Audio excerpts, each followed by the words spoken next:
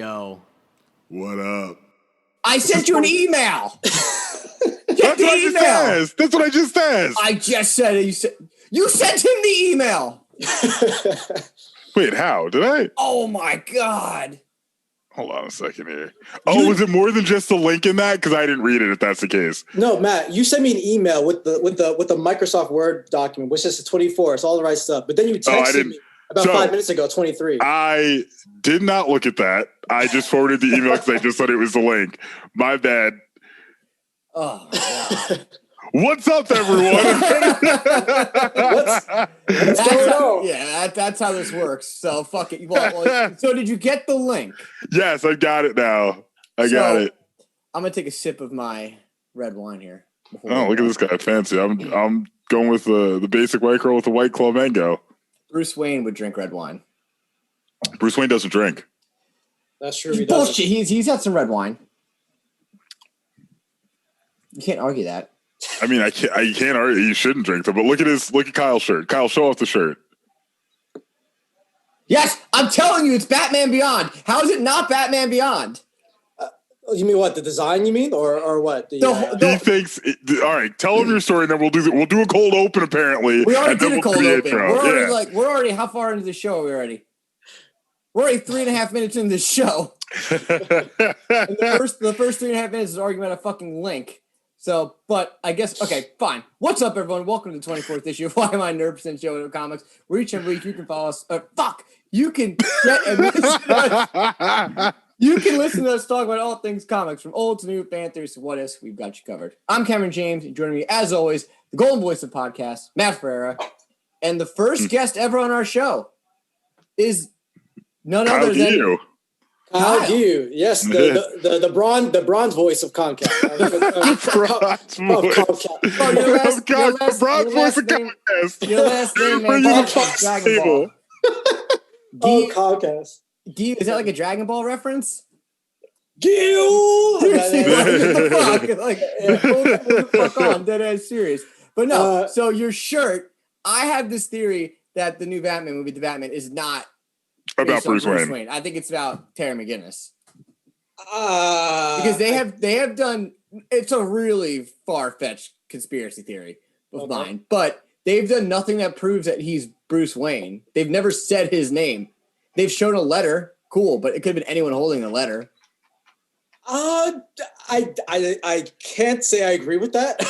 I think it's Bruce. I think it's a different kind of Bruce. Kind of Bruce, it doesn't work out. The kind of Bruce,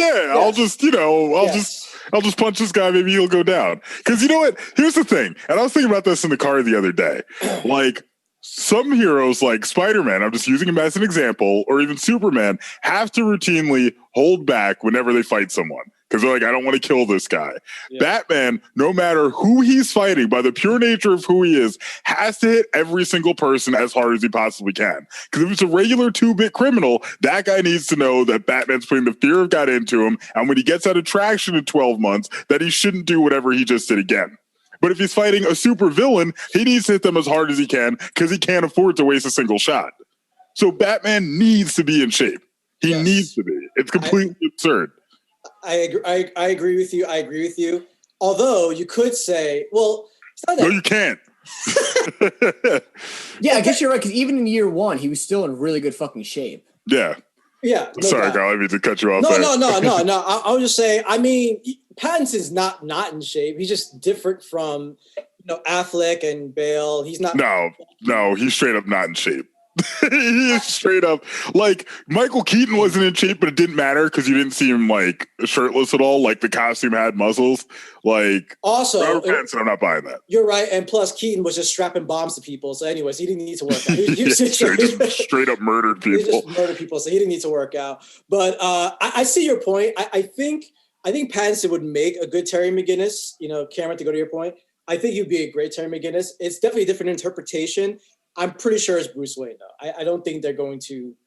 I just don't understand where they're going with it. Like, it's like all over the place. It really kind of is. It's so fucking all over the place. And even if it's, I've said before, like maybe it's supposed to be the same like universe as the Joker was in, but I don't know. I don't even think that they could pull those two together. They might. No, I think Joker's his own thing. I don't think they're going to tie that into anything. I think that was its own one-off thing.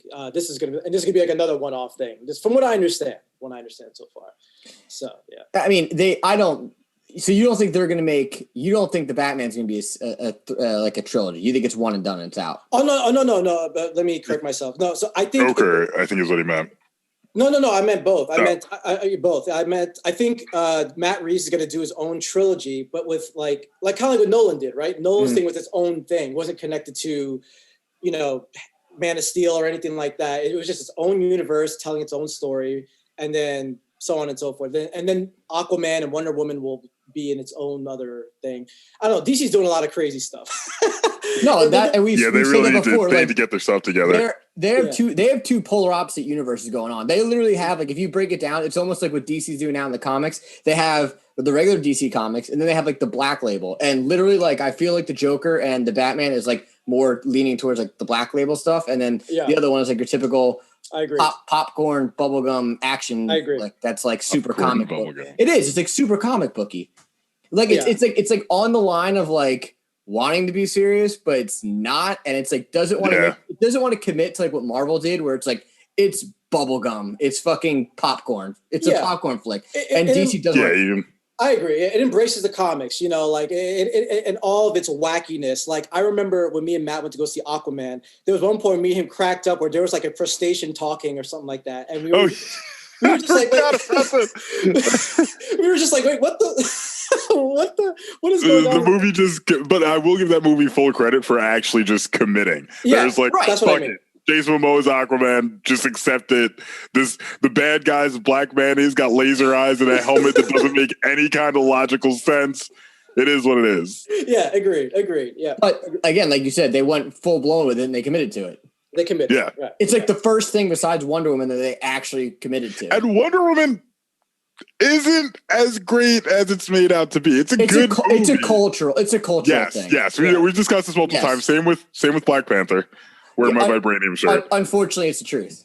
Yeah. Yes. Like, it doesn't make them bad movies. It's just because of their cultural relevance, they're escalated to be like greater movies than they actually are. Absolutely. I agree with that. Yeah. Wonder Woman was okay. I like it. I like it. I don't love it. It wasn't amazing to me. I think it got boosted up because it was the first female superhero movie. Yep.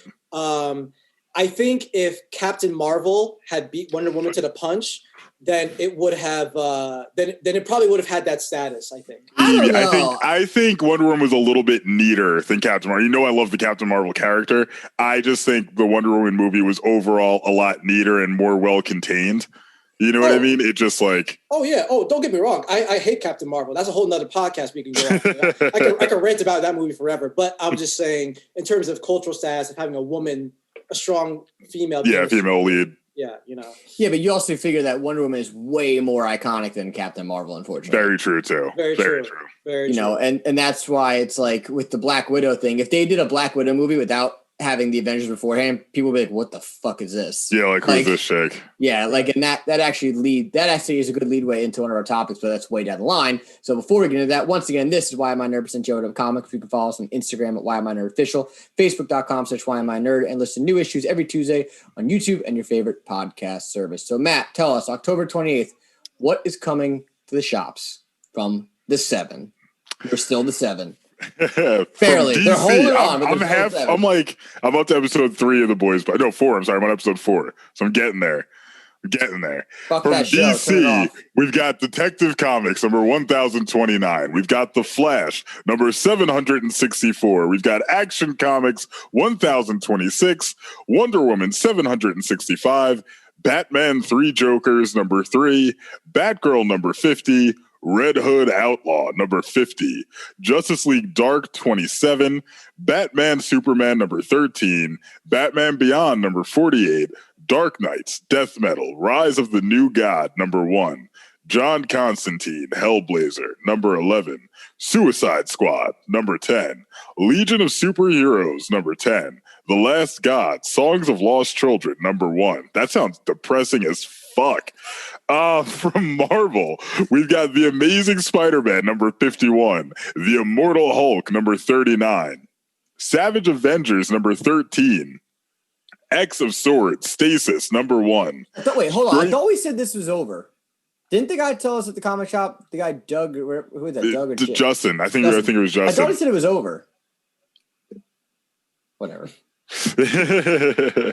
Find out on the last special edition of 47 and 10. We've also got Strange Academy number 4, Runaways number 32, Doctor Doom number 8, Spider-Man Noir number 5, Star Wars Dr. Aphra number 5, Fantastic Four Antithesis number 3, or Antithesis? What's the proper? Yeah, I failed English. We've got Shang-Chi number 2, Black Widow, Widow's Sting number 1, Marvel Previews number 5, True Believers, Black Widow and the Thing number 1, and True Believers, Black Widow, Yelena Belova number 1. From Image, we've got Sex Criminals number 69. That has to be a special edition. We've got Spawn number 311. We've got Undiscovered Country number 9, Department of Truth number 2, Asunder number 14, Lazarus Risen number 5, Philadelphia number 9, nice. Chew number 4, Nailbiter Returns number 6, A Man Among Ye number 3, Tartarus number 6, and Bliss number 4. From IDW, we've got Teenage Mutant Ninja Turtles, The Last Ronin number 1, Star Trek Year 5 number 15, Transformers Galaxies number 11, Transformers 84, Secrets and Lies number 4, G.I. Joe number 9, Canto 2, The Hollow Man number 3. Excuse me. From Boom, we've got Wind number 5, Power Rangers Draken New Dawn number 3, Angel and Spike number 15, and Unkindness of Ravens number 2, Mega Man Fully Charged number 3.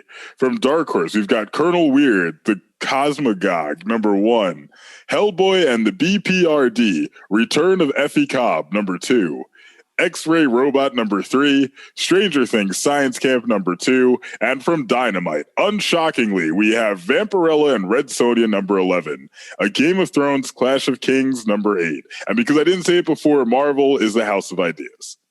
Yeah, sure. Anyone excited for anything? Because I'm really excited for the fucking finale of Three Jokers, which I will go. I need to buy that once you're done. Well, I have all fucking 10 variant and regular covers right now. Jesus Christ, do you really? Yeah, I'm planning on buying the last 5. There's 15. Are you going to sell that online with the first printing of Batman Stick? No, fuck no. That's just getting fucking framed and all that mumbo jumbo. The other thing I'm really excited for is this Last Ronin, this Teenage Mutant Ninja Turtles one. Yeah, I'm really excited for that too, actually. That might have to be something we cover, but that's not going to be a single book, right? Like that's not going to be the all-inclusive book. Like that's just the first issue. Mm-hmm. Yeah. Which is actually a topic. But before we get into that, this week's Who Asked for this segment is everything on this fucking list. And it's actually based on, we kind of talked about it last week. We discussed the Hyde rapes the Invisible Man to death was last week's Who Asked for this. And this week, because it's Halloween, this is our Halloween show, why not just talk about the 14 most disturbing moments from comic books that will really mess with your head? Obviously, they're going with The Killing Joke as number 1, which is the implied rape of Barbara Gordon. I get this, and I 100% don't support this by any means. And yeah, I agree it's fucked up. But I actually kind of think that's more fucked up what they do to Jim Gordon when he's on the when he's on that little weird trolley when he's stripped butt naked. Yeah, but they make that way worse in the movie. Way worse. Oh yeah. We saw the movie together. We saw it together. Yeah. That's right. You saw it in New York, right? Yep. Yeah, Sean and I saw it in Middletown. Eatontown? Oh, Middletown? The Middletown Theater. Yeah, they didn't show it in Eatontown. But I thought they over-exaggerated the fuck out of that roller coaster scene in the movie. Well, listen, if there's one scene in that movie we're going to talk about them over-exaggerating, it's the first 30 minutes that were completely unnecessary, completely irrelevant to the story, had no history or anything, where Batman just rails out Batgirl on top of the building. And somehow no one sees it. No one's just like, hey, is that Batman getting laid over there? Like, he looks like Bruce Wayne. Like, that could have unraveled everything. No, I agree. I think the movie was really good, but I understand why they had to put the first 30 minutes in. Otherwise, the movie would have been 40 minutes long. But people would have paid regardless. And I mean, it's pretty close to word for word to the book. There's a couple things that they changed. I remember watching it and reading the book side by side to see how close it was. They changed a couple things. They changed a couple of the scenes too. I think when he first meets, the Joker in the cell, but it's not really the Joker. They changed some of the dialogue in there for some reason. But again, I've said this before. I don't understand why they don't just fucking rip the dialogue from the comic book. Just take it directly and just do it. But whatever. Number 2, they have the Purple Man sexually abuses Jessica Jones as he controls her mind. Yeah, this is fucked up. And honestly, something that we've said it before on the show. If you haven't read Jessica Jones, this is your fault at this point. Spoilers. But they could have done so much more with the Purple Man on that series had they not just killed him off at the end of season 1. Because at one point, and this is one of the things that got me interested in the Luke Cage character, in the beginning of New Avengers, there's a breakout of the Raft, which is the supervillain prison, and Purple Man sitting there, and he's like, oh, Luke Cage. He's eating an apple for some reason. I always remember that part. He's like, Luke Cage, you're going to get out of here and destroy everyone in your family, and then bring me your wife, Jessica Jones. And Luke Cage is stunned for a second. He's like, holy shit, it's the Purple Man. And then he's like, your powers don't work, right? And Purple Man's like, fuck. And proceeds to get his ass beat. But that was the first time I got introduced to the character. And when I read more about him, I'm like, yo, this is a twisted motherfucker. But that's a crazy power to have. So it's something that they really should have explored more on the show. I mean, obviously, you don't want to see someone get abused or tortured, but the angles that they could have gone, the depths they could have gone with the character could have really carried it through. And I'm upset that, we didn't see him used to his full potential. Yeah, I don't know where I don't even know what comic they're referencing here. They didn't reference it at all. There's Jessica Jones definitely comic. Well, he says fucking, so it's got to be a Max comic. It's probably Alias. I think that was her main one. Yeah. The artwork just looks a little cartoony. It looks a little outdated to what it is now. And just if anyone wants to know what it is, it's pretty much him talking to, you assume is Jessica Jones with purple hair, and there's just 2 chicks fucking on a bed with money. Yeah. A lot of money, actually. Yeah. Number 3, we have the Wasp gets eaten by the Blob while he makes a really messed up joke. Tastes like chicken. And it's you don't remember this in Ultimatum? Remember us being furious when Ultimatum came out? Oh. So this is was it Loeb who wrote that? Who wrote? It sure was. It was Mr. Loeb. So funny enough, Jeff Loeb, who also wrote tonight's featured comic, did he really write this? He took this off the deep end. Now Jeff. It needs to be noted, Jeff Loeb suffered a terrible personal tragedy where his son passed away, I think at 14 from cancer. That's right. And following that, his writing took a steep but understandable decline. My issue is that somebody else still allowed this to come to fruition, because Ultimates, as I've said before, is one of my favorite lines. Ultimatum was Magneto basically gets control of Thor's hammer, and he's pissed because his kids are dead, and basically lays waste to the entire East Coast of the United States. In the ensuing chaos, the Blob somehow finds the Wasp and eats her alive. Hank Pym finds it, and I think that's Hawkeye in the picture too, but Hank Pym flips out and I think literally eats the Blob back. Either way, it's bullshit though, because I'm like, why was this necessary? Why would this have happened? I thought you said this is in Ultimates 3. I thought it was Ultimates 3, but I'm mistaken. So Ultimates 3 and Ultimatum are absolute trash. I forgot to separate the two, but Ultimates 3 is the beginning of, because Ultimates 3 just erases everything you loved about Ultimates. How Thor was well, you got to read the second one too to find out more about Thor's backstory, but he's not a traditional Norse god. He speaks normally in Ultimates. Interesting. You know what I'm talking about? But you read Ultimates. Sorry. Yeah. Yeah. Immediately in Ultimates 3, Thor's like, yes, since the events of Ultimates 2, I can now return to my normal style of speaking. And I'm like, why? Why would that happen? And he's immediately looks like the 616 version of Thor. And it's completely unexplained. There's no reason for it. It's completely irrational. And so a lot of shit like that, where it just shits on the original 2.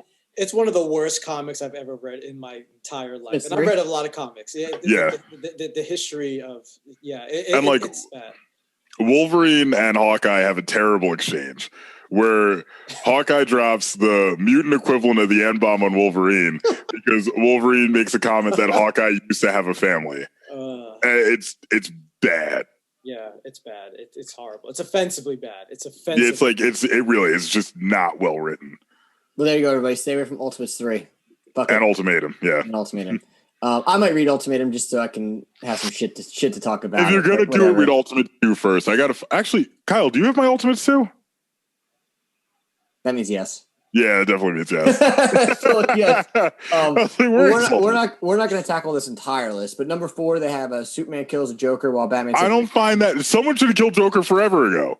I think this was more like I remember when I first read this, I was like, wait, did that just really happen? Like, are they really going to kill him off like that? It's like, it's over. It's like right away. And I was like, God damn. And I get it. I mean, cool. It's a good story arc and it makes Injustice what it is. I haven't read Injustice 2. I have all of the first Injustice, but then they get like Injustice versus fucking He-Man or some bullshit, whatever. Fuck that crap. Why would that happen? Although, Kyle, do you have this link open by any chance? Because I want you to read the 5th one. If you didn't listen to last week's issue, I would really like for you to read number 5 on this list. Hold on a second. Hyde rapes the Invisible Man to death. Oh no, I wanted him to read. I wanted to see his reaction. Damn. Well, I said it right when we started. I said we already. I know, but you didn't know. But yeah, we went over that one last week. Wow! It's wholly unnecessary, but like to death. Damn! To death, like you know how much What? Did you see how much drama that would cause? You know how much rape that is? Like that's so unnecessary. It's so unnecessary. Like this entire thing, this entire panel. I don't know what the context is. I don't need the context because it should never have happened. Alan Moore never should have committed this to paper. It's absolutely absurd. I mean, the 6th one's not much better. The governor makes out with his zombie daughter, like on so many levels. So it's statutory rape, it's incest, it's necrophilia, as if you needed more reasons to hate the governor. Fuck that dude. It'll be interesting. Maybe they'll cut this out in the new colored version of it. But just quickly moving along here, we have Crossed, which Harold Lore, I guess, cutting off a man's face and wearing it. Yeah. Wait, is Crossed the one that you read? That's super. Oh, okay. Yeah. Fuck this. Yeah, it's the one where a girl takes a butcher knife and shoves it in her vagina and then makes the guy suck the butcher knife. Yeah, it's fucking, and the blade is the dick. It's fucking really fucked up. And like we've said, Garth Ennis, like, you do the Punisher stuff. Okay, fine, I get it. You're good at that. But this is just like I threw this shit away. I threw all this away. I was like, I can't fucking do this. Yeah, it's just like for the sake of doing it. Joker skins a guy alive and makes him do an erotic dance. I think I read this. I don't remember what it was for. And I was not really that shocked by it. I was kind of like, what the fuck is this? Number 9, your boy Spider-Man was sexually abused as a child. What? Yeah. Go ahead, bro. Take it away. What the? Oh my God. Come on, Einstein. Let's conduct a little science experiment of our own. Let's see if we can touch each other like the people in that magazine. Please skip don't. I've got to go now. What? It looks like he's wearing a yarmulke. What the? No, this didn't happen. This just ruined my entire childhood. So you're going to convert? You converting? No, not converting. To a real man's comic book? Oh my God. Number 10, we got Green Lantern returns after saving the world only to find his girlfriend in a fridge. Oh, which started the term fridging, which, if you're not familiar with, is when they have a character who's supposed to matter, or it matters tangentially, whatever. And they essentially just exist to further something with the storyline of the main character. So this is where it started. If you ever hear the term fridging, it started from Green Lantern's girlfriend. Say no more. Well, then you got 11, which I've actually said this multiple times in the show. Quicksilver and Scarlet Witch fuck and their siblings. Oh, God. All right. Morgan, do you want to take this one real quick? Oh, this is a long-running joke between me and Matt because... I'm also going to be right back. Sorry. No problem. Yes. No, you know, it's crazy because the whole... in the 616 of the Marvel Universe, the whole relationship between Quicksilver and Scarlet Witch, it was always... kind of slightly implied that they were just very, very close to each other, maybe a little too close. But then once again in the Ultimate Universe, that boy, fucking Loeb, Ultimate Street decides. Once again, he makes it blatant that these two are banging each other on an hourly basis. Okay, maybe not an hourly basis, but they are banging each other like straight up. And it is disgusting. And they try to justify it too. He tries to rationalize it because Captain America, who's from a completely different time, is like, what the fuck are they like? What do you mean? Of course they love each other. They're brother and sister. And not Scarlet Witch, the Wasp, who's like somehow rationalizing, like, no, Cap, don't you see? They're in love. And I'm like, I hate this fucking book. Oh, I've said it before that their relationship was even fucking sketchy as fuck. It's always been sketchy, but it's never been. I mean, they went from like heavily implied, like what the fuck is going on here, on some Banshee shit. They went from some Banshee shit, like Proctor and his niece, yeah, and then they went to Cam's big on Banshee too, and they went to full on Game of Thrones, the Lannisters. Yeah, I don't know. I think that whole relationship is fucking weird anyway, and it probably should. Yeah, it's fucked. Somebody needs to redo it, but. We have 3 more here. Number 12 is Joker and Harley Quinn's dynamics are far from romantic as a Joker physically abuses Harley Quinn. Again, this is comic, typical in the comic. I don't know why people romanticize this relationship. I really don't get it. But whatever. I don't either. I have this book too. Number 13, Batman burned a bad guy with bleach while having sex with Black Canary. That a boy. It can be proud. Batman? Yes, sir. What? that's my man. Getting it done while taking care of business at the same time. And number 14, we have Lois Lane and Lana Land brainwash a child Superman to fall in love and marry both of them. So there we go. The 14 most disturbing moments from comics that will really ruin your head, courtesy of Scoop Whoop. Whoop. Whatever. Scoop Whoop. Scoop Whoop. Scoop Whoop. What a website.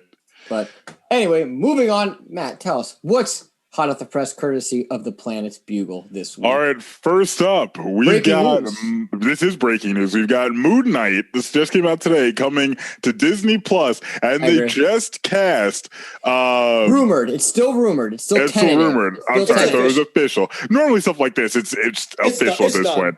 Oscar Isaac is going to play Mark Spector. What are our thoughts, gentlemen? The two of you are big Moon Knight guys. What are your thoughts? Fuck and yes. I don't want to quite say I love Moon Knight. I'm a big fan of him though. Like he's a character. He's a character that hasn't gotten his due yet. Mm. He never really rose to popularity, but he's always been like a cool niche character. Like whenever he's kind of like the Punisher. Whenever he shows up at the end of an issue of Spider-Man or something, you're like, oh shit, it's Moon Knight. Let me ask you. Oh, sorry. No, go ahead. If you were in a zombie apocalypse, would you want Moon Knight? If you could pick 3 superheroes, would Moon Knight be one of them? If I'm in a zombie apocalypse, I'm trying to hide from zombies. I don't need a guy wearing all white fucking my shit up. So no, let's not go crazy. All right. So, but regardless, no, he would not be my top 3. No. I like him, but not that much. That's a strike against you again, Cam. Nobody wants Moon Knight on their team in a zombie apocalypse. I do. Why? Moon Knight, do you know why? Oh, God, what is his name? Taskmaster says he knows Moon Knight's techniques, but he doesn't like to use them. Do you know why? No. Because he would rather take a punch when he doesn't have to than give one. That's what I'm talking about. Yeah, I don't want that guy on my team during a zombie apocalypse where you're going to jump into the crowd of zombies and just get attacked by a ton of zombies because you think that's easier. No, that's how you get bitten. He is a lot like the Nemesis character. Him and the Nemesis character, like they are similar. They're very similar. Their look is very similar. No, I agree with Kyle. I mean, I think this is long overdue. I'm a little skeptical about them doing it on Disney Plus because I feel like his character is a little more darker. Yeah. And I feel like they might scale it back if they're not willing to go full blown with it. It might be something that you have to have it put in a sign-in ID for, because let's be honest. I mean, there's parts of like The Mandalorian that get kind of dark. Like, it's heavily implied when people die. Like, I think they can pull it off. It might not be to like Daredevil levels, but it should be pretty good. But Mandalorian's also beyond super science fiction, and it's fucking laser guns. Like this guy's using, throwing knives and guns and shit like that. So this is a little different. I mean, I think it is kind of interesting that they didn't introduce him a little like in another show first because. Well, who says they won't? Because you know what I mean. They're wrapping production. They're wrapping production on or they're at least close to it for Falcon Winter Soldier right now. No way. So that would make the most sense. You have him show up in a cameo in a post-credit scene. I don't agree on that. Damn, you know, Winter Soldier, look at that moon tonight. Or how about the moon night? I don't know, something dumb as hell. I don't know about that. Well, it might be a little bit better written than that, but I think what could be possible? Maybe they'll introduce him like She-Hulk or something. Who knows? You know, I mean, nobody's trying to watch She-Hulk. Listen, I'm gonna call it out right now. Nobody is trying to watch She-Hulk, and that's not a ban on the character. I actually like the actress that they got in the role. I think she's very attractive. Like, you know, she's good in what I've seen her in on Community. But like, nobody cares about She-Hulk. Like, you're not gonna make me care about She-Hulk. Like, I want to see Hulk. Or like if you brought in like a different character that's not Tigra, that's an Avenger. Yeah, I'll be interested. Tigra, I just think is a terrible character. She's just a tiger in a bikini. It makes no sense. But like it's She-Hulk just I don't think has the draw. Like they're gonna run into the same issue they ran into with Jessica Jones and Iron Fist, where there's not enough of the character to draw people in. There's not like a direct thing where it's because it's gimmicky. Because, you know, she's like the Hulk, but she's not the Hulk. It's the same shit that they do on the CW with, like, all these characters that aren't Batman. Green Arrow gets a show. Fucking Flash gets a show. Batwoman gets a show. Gotham has a show, but it's about Jim Gordon. Like, just make the fucking character we want to see. Yeah, but I'm going to call your bluff on that. Jessica Jones is actually, we said this last week, was actually good. No. Iron Fist was god-awful. Jessica Jones ran out of steam immediately after the first season because there's not enough to pull from. Because they fucked up. Yeah, but there's also not enough depth for the character. They should have tied it in with Luke Cage. The Defenders should have been a series in and of itself, where you get episodes about Cage, you get episodes about Jessica Jones, you get episodes about Iron Fist. And Iron Fist and Luke Cage should have been teaming up the whole time. Yeah, like there was an easy way to do it, and they fucked it up. But that's the same thing with Moon Knight. Like his main villain is Taskmaster, right? Was he gonna fight Taskmaster? Is it? Yeah, it's like one of his main villains. Was he gonna fight him for fucking 3 fucking seasons straight? Well, if that's the case, then I wonder if we'll see. I guess they have time now that they could throw something in there. I don't know when this movie comes out. They could potentially throw Moon Knight in a post-credit scene for Black Widow. They could. I mean, depending what they do with Taskmaster in that movie. Yeah, well, they better I guess I'd be so fucking pissed. Well, my thing too at this is like he's obviously a character that's going to need some sort of origin story, and the guy that they casted isn't exactly the youngest looking motherfucker in the world. So I'm curious if they're just gonna like throw it in there and just like flashbacks of how he became Moon Knight. I mean, if everyone, I would rather that. Yeah, I mean, anyone that doesn't know just briefly about him, he's pretty much a dude that was left for dead in the desert, I believe, and he ends up. He's like dying, and he ends up meeting a god. In an Egyptian temple or some shit like that. Kanusho. Yeah. And the big thing is that the Kanusho pretty much says him like, "Hey, look, I'll give you a second." I thought it was Khonshu, but is how you say it? Is that I don't know. Whatever how you say it. Pretty much says to him like, "Hey, I'll give you a second chance of life, but you need to be my vessel. Like you're me, essentially." So the god pretty much lives inside of Mark Spector, and the weird thing is, you eventually find out.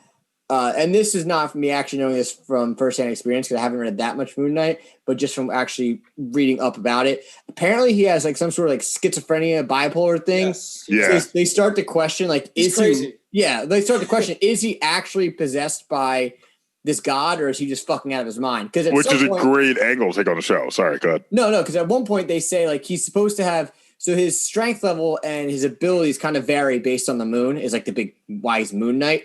But they've said before that his super strength that, you know, like Hulk strength is essentially could come from him brainwashing himself into believing. Yeah. Which makes no sense because you're not going to brainwash yourself to be like, hey, I can lift this house. And there's like, well, I mean, it's like mind over matter, I guess. But is he that strong? Is he that strong that he can lift a house? I always kind of had him in that. No, I'm being a little exaggerated there. My point is that he's supposed to be like, he has essentially some sort of superhuman strength, which would makes sense coming from the God in him, but yeah, you might say like he also brainwashed himself. So again, as far as this is concerned for me, they need to stick with this being a darker show. It needs to be edgy. They need to go full blown out at it. You know, if this looks something, even the color palette, I'm going to say real fast, talk about color palette in films.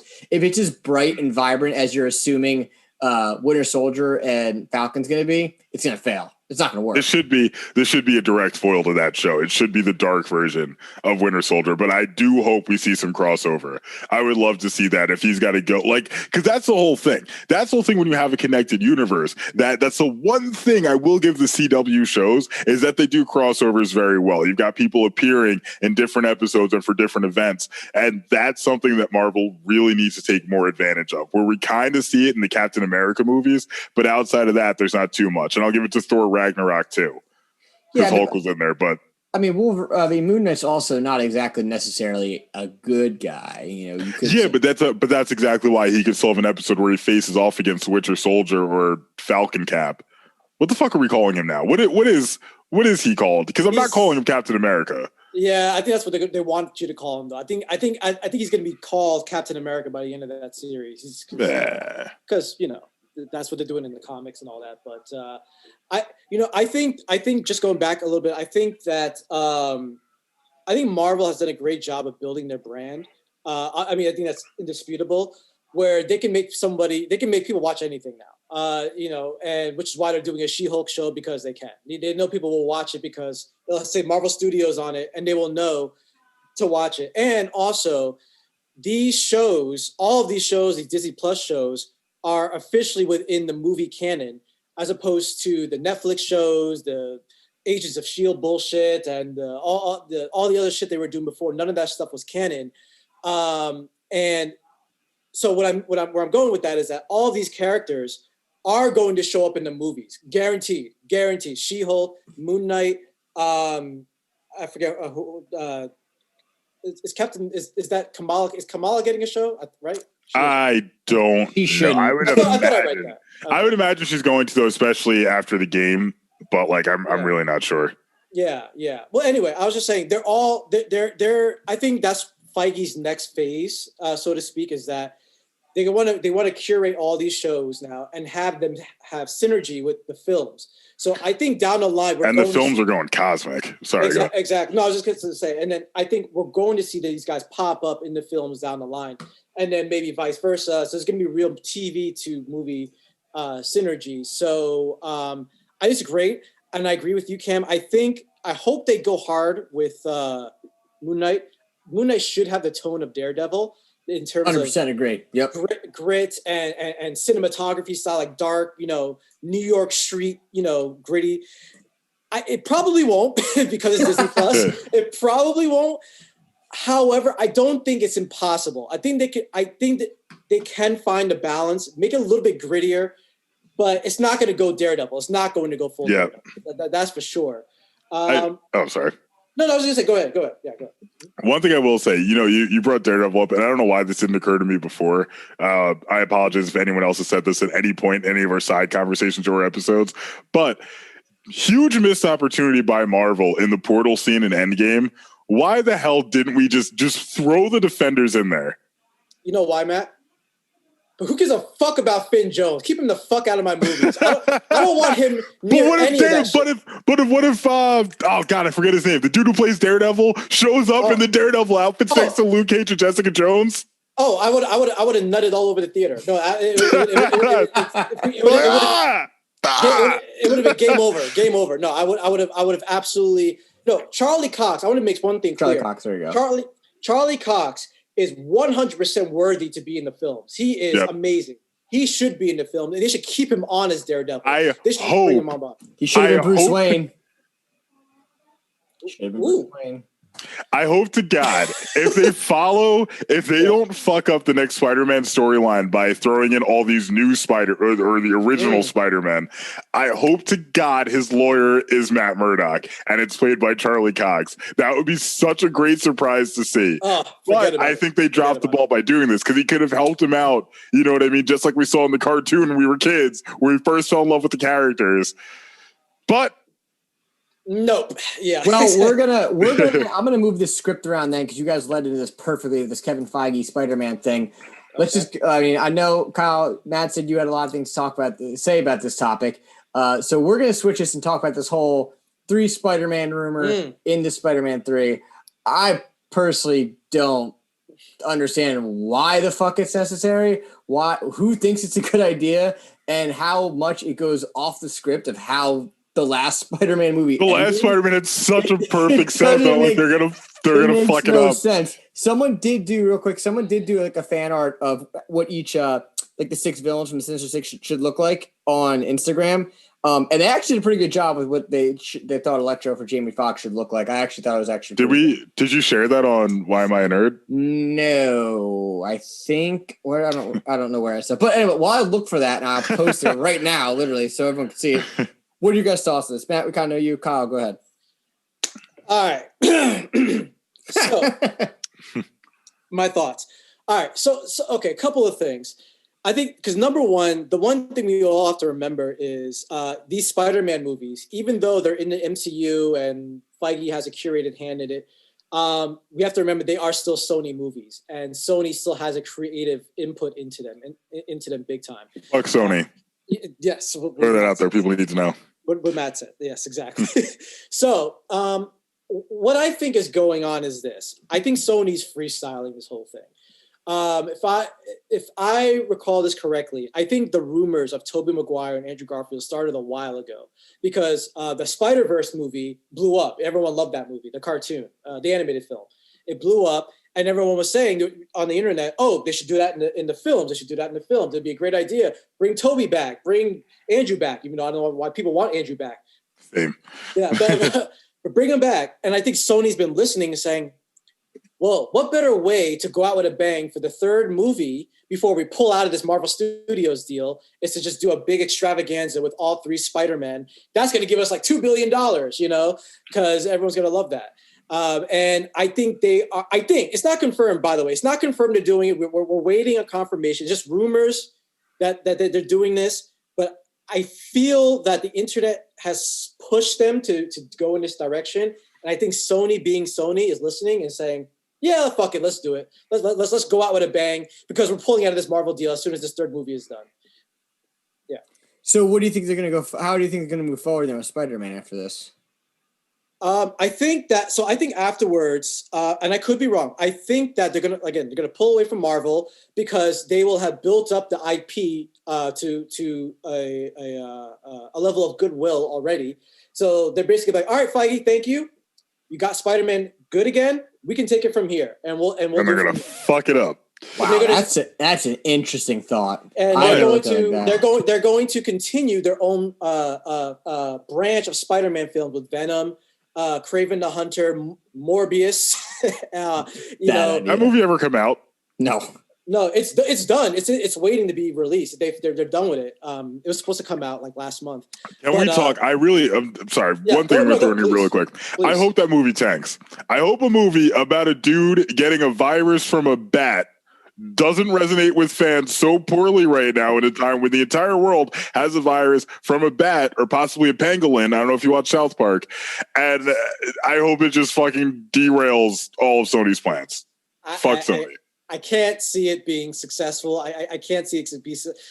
But Matt, whether we want to admit it or not, we said the same thing about Venom, and Venom made almost $1 billion somehow. I don't know how. You don't know how? You don't know how? You don't know how? Tom Hardy in a fish tank? No, it wasn't that goddamn money that I told you not to spend when you made me go see it, and I told you I didn't want to go see it. You bought the tickets anyway.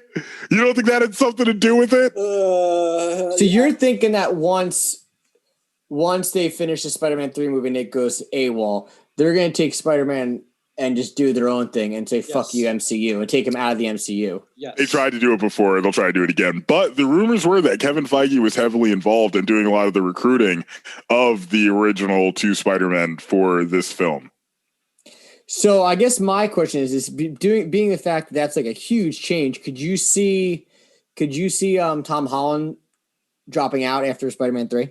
I think his contract's for a really long time. No, I think Holland's in it for the long haul. He loves the role. He's made that explicitly clear. Like he loves being Spider-Man. Also, he was also audible. He was also this is why I love him. When the Sony Marvel deal fell out like a year or two ago, he was pissed. He was pissed, and he made it clear. He was like, this is fucked up. Like, you guys get your shit together." So he wants to be in the MCU, but he's not gonna be. Yeah, if he's not anymore, if they pull out, I don't think he's gonna say "F you." I think he's gonna keep his meal ticket, going on. He loves the character, he loves the role, but he's gonna do whatever Sony tells him to do. But it's just gonna be, it's gonna be, yeah. Well, I think the problem just becomes like, how do you take such a prominent character out of that universe and say, hey, you know what? He's not here anymore. Like, how do you even write him off that? Oh, he's gone. He fell through a different dimensional portal during the Multiverse of Madness. Come on. That's yeah, and that's off the top of my head. I mean, I'm not going to say I'm obviously not a fan of that. So you think they're going to just like write him off? Like, hey, he's gone. I think if the contract's out, that's the only option they have. So they're not even going to show it. They're just going to be like, yeah, he's not here. They probably will find a way to be able to show it. They'll find a way to do something. They're not in as bad of a position as they are with I shouldn't even say bad position, but tight of a position as they are with the Chadwick Boseman situation, which is obviously super fortunate. That's a whole other topic. Is like, that's a whole other thing. Yeah. Like, what do you even do with that? I guess his sister the rumors I saw online. I forget if we discussed this before or not. Just said like 4 times already this episode. Briefly, but not where serious. I think the prevailing rumor is that his sister is going to take over the role, and he sacrifices himself off screen to regrow the heart-shaped herbs that Killmonger destroyed in the first Black Panther film.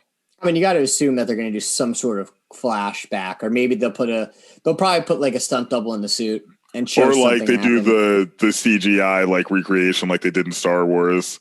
So I mean, we'll see. I think I hate to say this.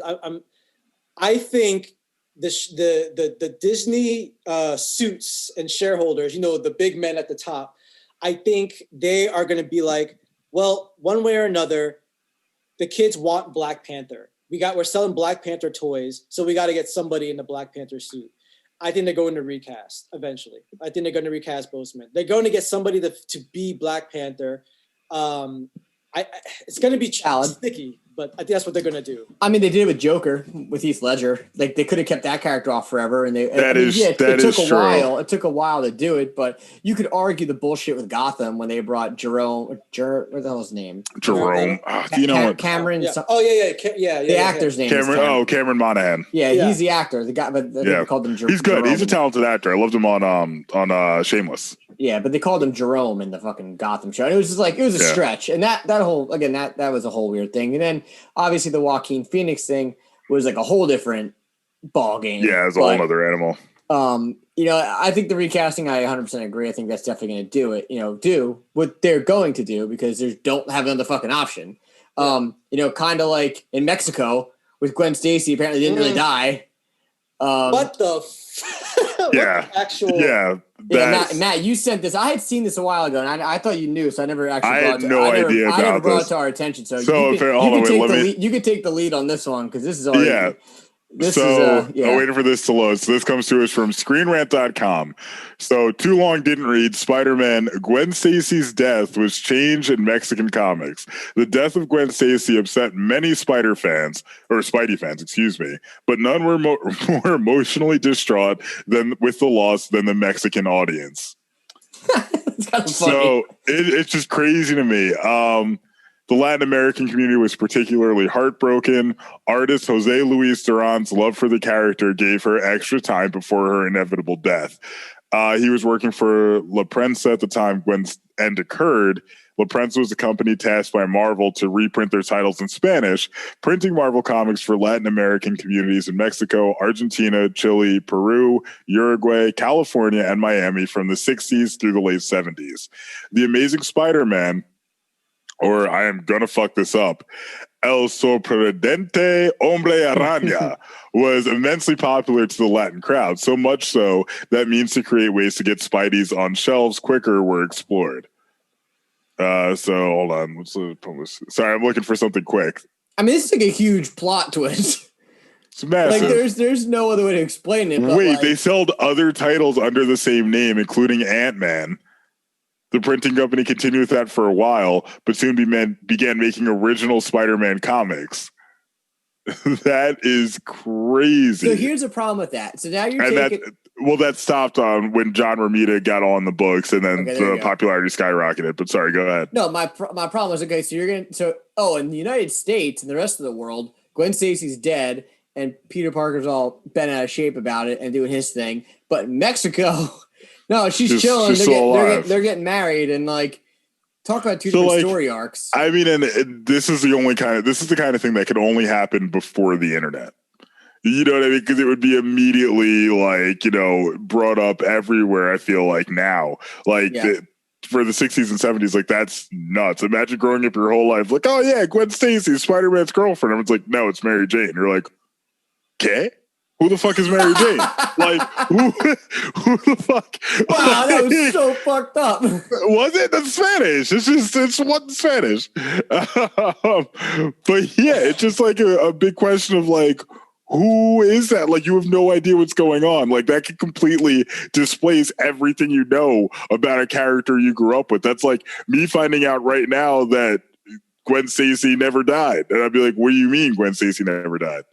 I'd feel like Spider-Man House of M. I mean, but that, yeah, good reference there. Great book, read it. But no, it's just like, that's like such a big fact. That would be like if in Mexico they were like, oh, you know what? Bruce Wayne's parents were never killed either. Exactly. I'd be like, wait, like, no, like, they're dead. Like, he's just Batman because he has a strong sense of justice. Yeah, like, not happening. So I mean, ballsy move. Dumb. It's like Daredevil can see in Peru. Yeah. Yeah. Something like random as hell. Yeah, I mean, it doesn't make any sense. Think about let's do a what if here, right? Because we talked about at the beginning of the show that we cover what ifs and fan theories and all this other bullshit. Even though I stumbled over the intro today, what if Daredevil never lost his sight, but he still got the powers? Yeah, his character would be as cool. He would have superhuman vision, though. But he wears glasses. Well, he wouldn't need to at this point. He only wears the glasses because he's blind. No, so assuming he gets all the other senses, but he's just a regular 20/20 vision dude, or you could say 0/0, so he wears a pair of sunglasses with prescription sunglasses. Yeah, then there's nothing special about him. He's just a really good crime fighting vigilante. At the end of the day, but he's not like, he doesn't have that cool factor of, oh, I can smell the guy coming from behind me, or I can smell crime. It's true. Yeah, or I can smell the gunpowder from the Glock about to shoot me. I can hear your heartbeat. Yeah. Like so many of those like what if situations, like, yeah, like that would be lame. If Bruce Wayne's parents didn't die, there's no way to make his backstory dark or cool by any means. And now I'm gonna say something that I might get some fucking bullshit from, but fuck everybody. Even though his parents dying, like, it's a big deal, but plenty of people in the world have the unfortunate situation where they've witnessed their parents pass away, or they pass away when they're young, and they're not going off being fucking psychotic vigilante lunatics. Well, they're not billionaires, but I'm sure there's a fucking couple billionaires out there that's had that happen to, and they're not fucking building Iron Man suits and fucking bat suits in their basement and fucking flying around. Someone get Elon Musk on the phone. Yeah, call exactly. Jeff Bezos. Let's see what's going on. Yeah, I'm sure, but like, I don't know. I think that there's definitely some things just in general that would make it interesting. Like you said, like if Gwen Stacy didn't die, like, and I know they say like she's one of the main characters that actually stays dead in comics. You can question that because she's just fucking There was one time they brought her back. Spider-Gwen, I'm not that big a fan of. Yeah, I had to bring it up. We discussed this earlier when there's a comic where you find out that apparently Norman Osborn was banging Gwen Stacy in Europe, and they produced 2 children together, and it's awful. It's one of the worst things Straczynski ever did as a writer on that book, and he was one of the better Spider-Man writers. That's a very strange. It's bad concept to to put together. Again, I'm not a big Spider-Man guy. I know the basics, and that's really my extent. When it gets that deep, I don't know. But I do have Spider-Man Noir over there somewhere, which I want to read. Looks like a cool, the full collection. Nice. Put that up soon. But moving on, we're going to cut a couple of these things short so we can get into our featured comic of the week. But I want to talk about this whole Deathstroke, Joker, Snyder Cut movie. More Batman villains are apparently showing up. Like, if that movie wasn't doomed from the start, now it's like, it's dead. Like, there's no other way to put it. Like, it's in the ground. Somebody just needs to put some dirt over it and fucking some grass because some grass. I have an opposing opinion on that. Shoot. So I'm actually a Zack Snyder fan. I actually like. I don't know why. I'm sorry. I actually like his. And I want to say it on the record. I get it though. I for the people who don't like him, I get it. I totally get it. I get why people don't like Batman versus Superman. 100%. I do. You don't like Batman versus Superman? What? You like that movie? I really like. Oh that my! Yes. No, you don't. Yes, No, you don't.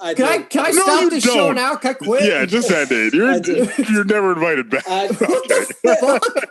Hold on. You're the first person that's ever said that. Defend this. I do. Look. I get it. I get it. I totally get it. He did a lot of crazy things in that movie. All right. I thought that here's what I'll say.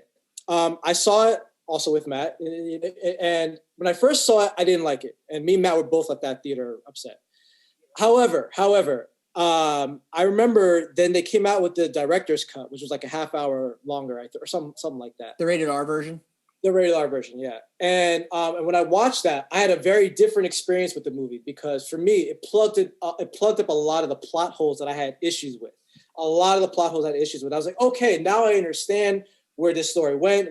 I understand a lot of the story logic. Whereas in the theatrical cut, everything was just cut up and nothing made sense. Anyway, I totally get why it's polarizing. It does a lot. Zach did a lot of crazy things in that movie.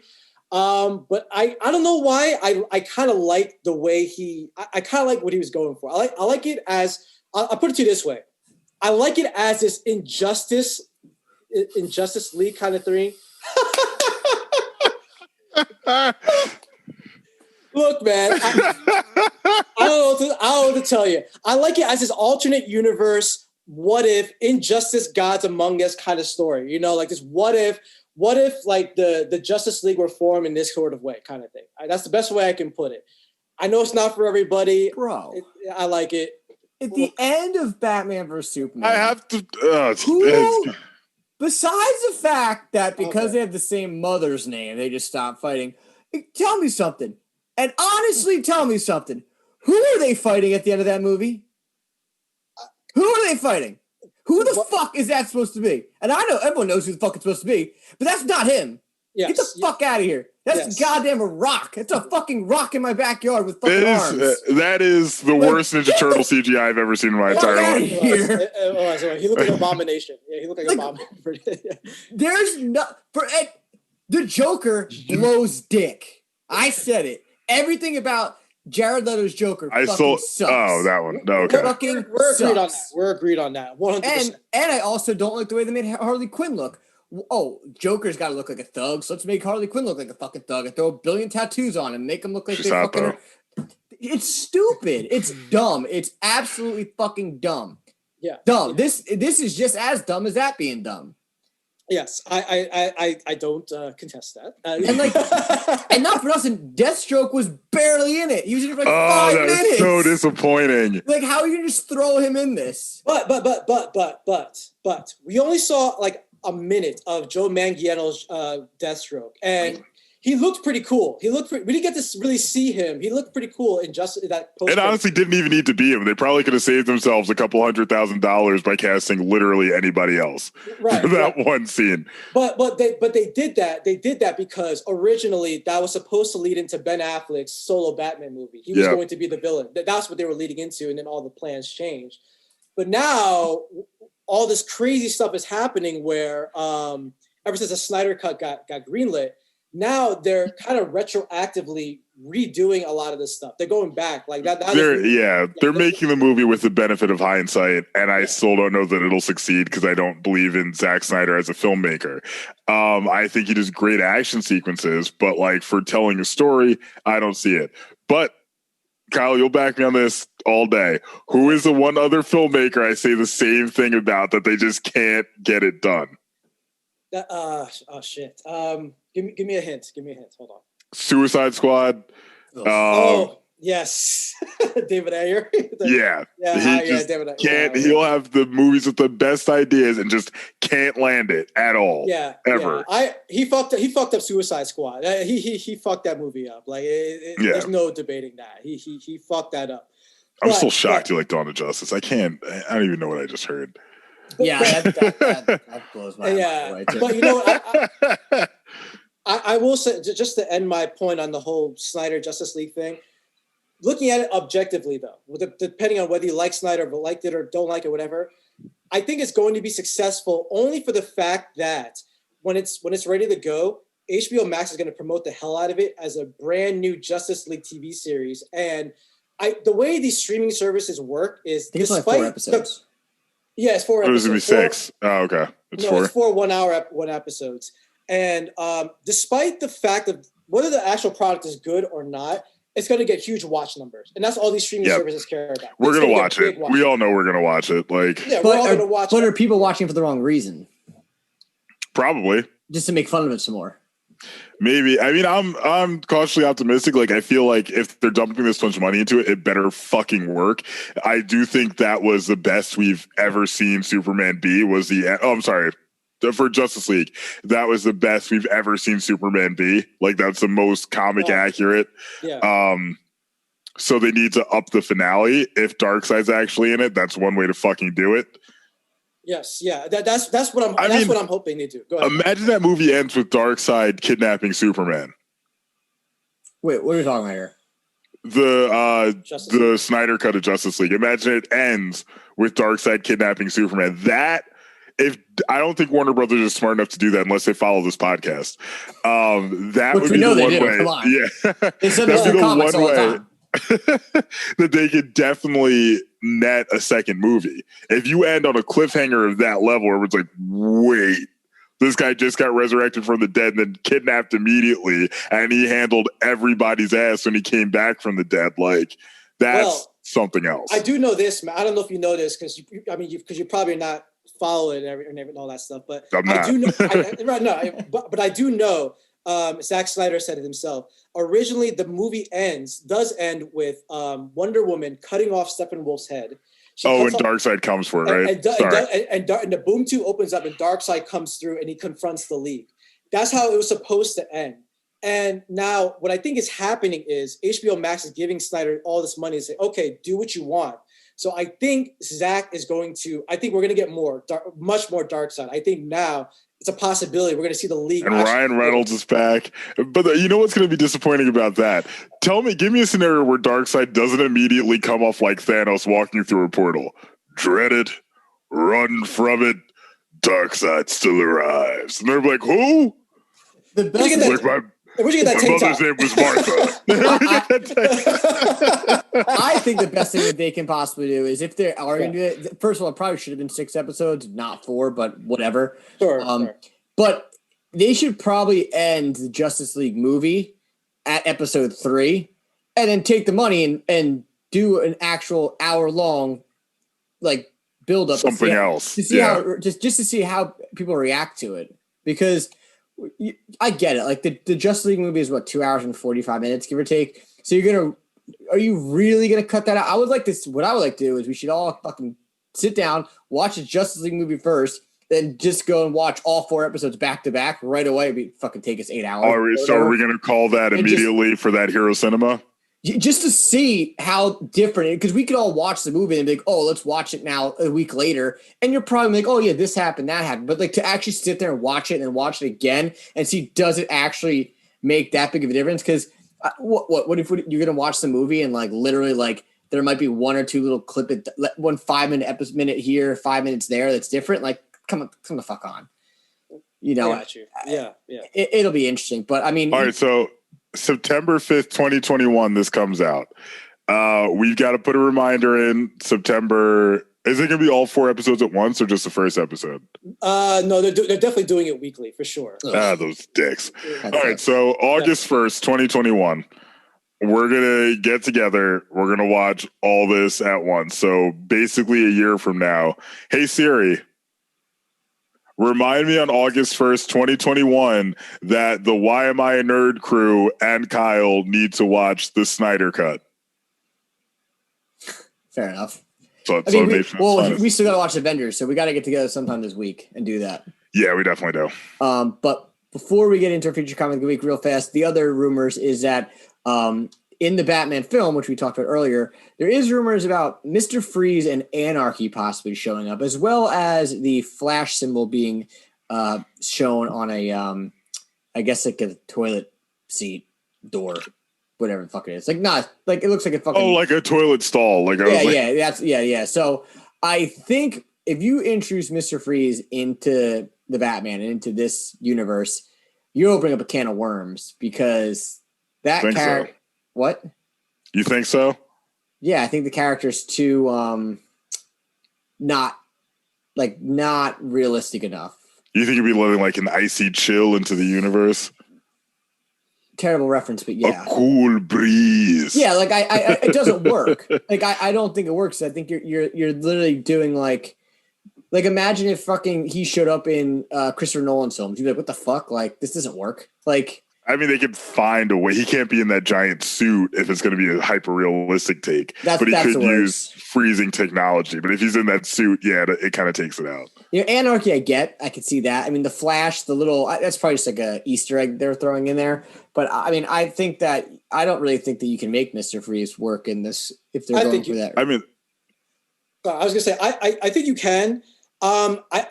The jury's out if you could do it in this movie, in this Matt Reeves universe, because we have to see how grounded and realistic it is, because it seems like they're going even more realistic than Nolan, which is saying something. So maybe not this, but the character in general, I think, has massive potential to be done super well on film. Like if they get a good script, because he's a great story. Mr. Freeze has an amazing backstory, a very tragic, thanks to Bruce Timm. That was not his original backstory. I thought you were going to say Bruce Wayne. I was giving you the finger. So I know your feelings. He has all this money. He could just give him money to finally cure him. He really could, though. He could just be like, the Wayne Foundation is happy to donate all this money to you. I've got billions of dollars to spend on tanks to go up buildings when I have a fucking jet. Or I could just, cure your wife's ailment and help you lead a happy life, and you could make valuable contributions to society. But no, I'll just fight you. Kyle, go ahead. We didn't mean to cut you off. What were you saying about him? Yeah, no, I was just saying he has a very compelling, sad, tragic backstory that I think could make for an amazing film. Like that could be I'll just go ahead and say it. That could be a Dark Knight level film if written the right way. Like very powerful, tragic. If done the right way, and even aesthetically, I think he could look cool. I think you can give him a realistic looking cryo suit, not too crazy or exaggerated or bulky. Just a sleek, looking suit where you can tell this guy is trying to. He's in some kind of breathing apparatus, I think they can pull it off. I think they can pull it off. I don't know if they can do it in Matt Reeves' universe. Jury's out. But I am waiting for a Mr. Freeze film. Matt knows this. I'm waiting for a Mr. Freeze film so bad. I want it so bad. His character model to me, though, and I agree with his story. And I think it is I think his story is one of the biggest loopholes in Batman comics. Because the answer's right there. Like his story can be solved. Like we just said, like Batman can just help give him money and call it a day. So here you go. Here's some cash. But I feel like that's it's like one of those things where you're like, they just don't pull the trigger on it. And I think I get it. Like it's hard. It's not easy. It's not easy. And Arnold Schwarzenegger probably scared Hollywood from ever wanting to touch that character. But can we talk about the fact that his suit was powered by diamonds, which doesn't make any kind of logical sense? Because it wasn't even like he had to plug the diamonds into anything as a conduit to direct energy. He literally just dropped them into a little arm piece. He was like, "Oh, the suit is at full power." Like, it didn't make any fucking sense. Like, it didn't. It's a borderline shenanigans engine. Well, you still have one of those today. I do still have one of those today. I had to double check to make sure I didn't use it already. Fair enough. Well, before we get into our feature comment of the week, here's a quick word from our sponsor. Why Am I a Nerd podcast network has been brought to you by our sponsor, Me Moms. The best breakfast and lunch down the Jersey Shore with 3 great locations in Wall Township, Middletown, and Brick, New Jersey. Me Moms specializes in unique and fun takes on your traditional lunch and breakfast items. Open 7 days a week from 8 a.m. to 3 p.m. You can find more information at www.memoms.com. Oh, actually, you met at our sponsors too. What? We went, I forgot, that's another time the two of you met. Me, him, Tom from MySpace, and my ex-girlfriend all went to Me Moms, like, years ago. Ex? The blonde ex? Yeah. She's in a photo. Yeah, she is in a photo. That bitch. This is cut out, right? Not anymore. Not anymore. That is totally staying in. I can always add some sound effects. She's not gonna listen to this. She's not gonna. There's no chance she hears this. There's a 0% chance. If she does, you care if she? No. Right, but that's still really funny though. We're totally back now. If you didn't get the fucking memo. But oh my god! This week, being that is our Halloween episode, because the next episode is gonna be filmed on November 2nd. So goddamn. It's going to be November sooner than we know it. It's none other than Batman The Long Halloween, which was first issued, was December 1996, which I didn't know was that early, actually, or late. I thought it was actually early. I thought it was actually in the 80s. I did too, actually. And Matt, take it away. You know the deal. All right. Christmas, St. Patrick's Day, Easter. As the calendar's days stack up, so do the bodies litters in the streets of Gotham City. A murderer is loose, killing only on holidays. The only thing that can stop this fiend? The Dark Knight. In a mystery taking place during Batman's early days of crime fighting, Batman The Long Halloween is one of the greatest Dark Knight stories ever told. Working with District Attorney Harvey Dent and Lieutenant James Gordon, Batman races against the calendar as he tries to discover who Holiday is before he claims his next victim each month. A mystery that has the reader continually guessing the identity of the killer. This story also ties into the events that transform Harvey Dent into Batman's deadly enemy, Two-Face. The magnificent creative team of Jeff Loeb and Tim Sale reached their apex in Batman The Long Halloween. This goes more on about the edition, but also featured our sketches and an introduction by the director and writer of The Dark Knight Rises, Christopher Nolan and David Goyer. Fuck David Goyer, first of all. I'm always going to hate David Goyer. I don't give a fuck. I give the Nolans full credit for those movies. Anything David Goyer has done on his own has been absolute shit. See Blade 3. That movie sucks. That movie's so bad. The movie's so... He wrote and directed Blade 3. Triple H is in that. He's a fucking idiot. Not him. Please don't beat my ass. I don't need to get pedigree to do a fucking I was going to say, I can't help you on that. I would try. I will not have you two gentlemen dissing Blade Trinity because it has the greatest quote in comic book movie history. I know exactly what he's talking about. Because Blade at one point is chasing he's chasing Dracula, and Dracula just grabs a baby. And Dracula is actually the same actor who plays Heatwave on fucking Flash or whatever. And Dracula throws a baby, and Blade catches it. And that allows Dracula just enough time to get away. And Blade goes, Coochie coo. So bad. It is. That movie's so bad I can't even laugh at it. It's so bad. The only good thing about that movie is Jessica Biel being hot and Ryan Reynolds being really funny. Those are the only two good things. And Wesley Snipes is apparently infuriated at the fact that they were getting so much attention. Oh my God, the behind the scenes drama on that movie is better than the movie itself. Wesley, he actually fought David Goyer and just said, like, he kicked his ass apparently. Who's shocked by that? Probably whooped the S out of his name. That movie's on same. It might as well go hang out with Batman vs Superman, Dawn of Justice somewhere because you know what it can't hang out with is Toxic Avenger 2. It's still infinitely better than Toxic Avenger. I'll give you that. I'll watch Blade 3 on repeat. Oh my god! I'm just about to say that. For the rest of my life, I'd watch Blade 3. Yeah, fuck Toxic Avenger. I'd be sitting like, oh no, they killed Patton Oswalt. No, damn it. No, oh, and the blind chick to no. Oh, such a bad movie. I would actually rather, there's so many things. I'd rather Hyde show up and rape me to death than watch fucking Toxic Avenger 2 again. That's an awful movie. I'll watch Toxic Avenger or getting that movie's so bad. All right, anyway, so getting into the featured comic of the week. I think it's great. Obviously, it's very good. I hadn't read this. Not to cut you off. I hadn't read this in probably 2 years. Yeah, more than that for me. I think I read it since late college. I forgot, not to jump ahead and we won't say it. I forgot about the twist at the end.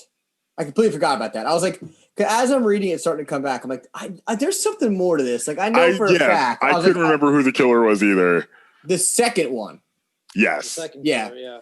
But I think what makes this book really good is that, Bruce Wayne and Batman are a focal point, but they're really not the main focal point. The main focal point is essentially this crime story between these two families that are like, wait a minute, Falcone's like, why am I getting killed? Obviously, what the hell was the name of the other family? The Maronis. The Maronis. He's like, obviously the Maronis are involved with this. Like, all my people are getting killed. Your guys just hanging out there, fucking doing whatever. So you do see this more of this like crime, mafia style thriller getting played out, and Batman's just kind of like, what the fuck is going on? Holy fuck! What? My window is open, and a moth the size of a small bird just landed on it. I am slightly tired. I'm just gonna close this real quick. All right. Anyway, it was tired. If you had seen the size of this thing, it's taking up the whole windowsill. No big deal. I have to fight it to death. I think in a standpoint of like of a crime drama, I think this is really, really well done. I think it's also a book that you could really give to somebody that's not really a big Batman fan or knows much about him or the characters and say, here you go. Because what this book does really fucking well, and I don't know why they don't do this more often, is they'll introduce a character and there's like a little dialogue bubble, and it's like it'll be like Carmine Falcone, and it'll be like the boss, the crime boss, or whatever. And every time, background, but every time he shows back up after you don't see that character from a while, they re-give you the same box, so you're not like, who the fuck is this? And I thought that was really unique because I'm like, I agree. Yeah, it was a recap. It was a nice little recap every issue. So you're just caught up in all the characters because it's confusing sometimes. It's almost like what Marvel does in the beginning of the books, because like obviously I'm not going to remember these faces that were drawn on by artists. You know what I mean? It gets tough. Sometimes people look alike. No, I definitely agree with that. I do have one issue with it. I missed something. Oh, I'll say I wonder if I have an issue about Batman's cowl. Oh, interesting. I didn't have that issue. I had an issue with a character, and I'm like, maybe I just missed something with the version I was reading online. But so I'm going to throw spoilers, obviously, if you haven't read the book, which we highly recommend you do. I think it's safe to say that at this point. And again, we say every feature comic week, we spoil the fuck out of it. We tell you the story, so you don't have to read it. But you can either go and, like I said, tune in next week, or come, let's do it, and then read the book anyway, whatever the fuck you want to do. Go ahead. What exactly made Harvey Dent go crazy here to the point that he stabbed his surgeon? I didn't get that either. It's just like a switch goes off, and I'm like, but why? Like, it never really makes sense. And since this movie was such a heavy influence on like The Dark Knight, and actually the entire Nolan series takes a few cues from this book, just at different points in time. It just seemed totally out of the blue. Like it was just wildly unnecessary. I was like, but why? Like they just did it just to make him become Two-Face. It was like, all right, he's got the acid, now he's bad. And it's the kind of, unfortunately, writing that I would expect from Jeff Loeb now, but not Jeff Loeb in his heyday when this came out. Yeah, I mean, they briefly hint on, I forget what chapter it is. We have all the notes here, where he gets the coin from his dad and he starts flipping it. You're like, all right, they're going to turn him into Two-Face at some point in this book. The book does go through every chapter. My own luck. Every chapter is a different holiday, essentially. That's kind of where the whole holiday killer thing is. And I believe it's Falcone that says his family calls it the Long Halloween for, I guess, the reason the book starts obviously on Halloween. And I thought what was kind of unique that they did here was, and one of my loopholes too is when you find out who the second killer is, you could talk about that when it comes into place, is pretty much Harvey Dent and his wife, Gilda's her name? Gilda, yeah. Which, like, what the fuck? Why is that? They're dead. I don't give a fuck. They're blown up. Like, that house gets blown to shits in the beginning of that fucking, in chapter 1. Like, there's no fucking way that they just casually get out of there without a burn. She has not a single burn on her when she's lying in that fucking hospital bed. And obviously they catch Mickey, who works for the Maronis? Yes. And they get him him and his little crew to confess that they're the ones that blow up Harvey Dent, only to find out, which they did a pretty good bait and switch with the panel there, where the lights go out real quick and you see the cop. If you look at the cop looks one way and then the lights switch and the cop looks another way, and that's, you're assuming when Harvey Dent, you find out was actually still alive, and he has one of those masks that he's like stuck to your face and he rips it off. Oh yeah, and, he was the one that was actually acting as Mickey, and they actually say, like, damn, like, he has a really bad Irish accent, and he's still able to get his goons, because his goons are so fucking stupid, to convince him to confess of being the people that killed that blew up his house. Whether it's true or not is to be seen. What I thought was cool though is that pretty much each holiday is a different villain. So I think Joker might have had the longest kind of time. Yeah, a couple issues in there. Yeah. I thought and I thought that was creative. I liked that motif of just each issue was a different holiday. I thought that was creative, and I thought overall, I mean, the artwork first of all was just every page. Tim Sale is the guy's good. He's a godsend. Everything he does, the Long Halloween, Dark Victory. All the Marvel color books that he did with Jeff Loeb too. Those were like Daredevil Yellow, Spider-Man Blue. Yeah, all those. Yeah, those are all. They're amazing. He was even in Heroes. I think he did like I think his artwork was on display with the. Yeah, I know, right? It's a whole nother conversation. That's yeah. Yeah, also a Jeff Loeb project too, but it was very well done. I thought the story was pretty good. It's definitely Jeff Loeb's best. I think it's very easy to follow, well, relatively easy to follow, and I think you had mentioned the word apex in your summary. I think that's appropriate because I don't think Loeb was ever better after this. Yeah, I'm agreed. I'm glad to agree. I don't think he was ever better this, and this is definitely his best story, and you can see how Nolan took. Like, you can see the Nolan inspirations in there too. Like, you can see the how he took elements of it. The whole relationship between Dent, Gordon, and Batman. Their little triad of. I was at Bruce and Selena too. That's true. Yeah, that's true. They're a little on again, off again. Yeah. Mm-hmm. Yes, exactly. And although I'm not gonna lie, I actually kind of chuckled out loud a couple of times when it was like there were like the dialogue scenes between Batman and Catwoman, and she just go meow. I'm like, that was kind of cheeky. I was like, it's just okay. Like, okay, yeah, that's a little overdoing it. Okay, yeah. I don't think she meows like a kitten. She's not Eartha Kitt. But I thought one of the things that too, which I would have liked them to have explored a little more, which I felt rushed, was the Joker kind of had like this second story going on. Like, he breaks out of Arkham again for like the 90th millionth time, and nobody will kill him. But he's pretty much like, hey, there's a killer in Gotham. There can only be one fucking homicidal psychopath here, and it's me. So he's kind of like, I'm gonna fucking kill everybody, and I'm gonna find out who this guy is, or else I'm gonna fucking cause havoc, which he does anyway. And I don't feel like they kind of explained it up. I kind of felt like they put it out there and they just kind of rushed it, and then next thing you know, Batman's like, oh no, Joker's going to fucking drop, Joker gas all over New Year's Eve. And it kind of felt like a story that probably could have been involved throughout the entire book, instead of just kind of rushing to end it. Like, all right, Joker's back in jail again. Yeah. And that was kind of one of the things I thought was a little shaky. I also didn't really care for the fact that Ivy just like shows up and seduces Bruce Wayne again. Yeah, it's just like, and like he's like at the house, and Alfred's just kind of like, where are you going? And Alfred's like so oblivious to the fact that Bruce isn't being Bruce.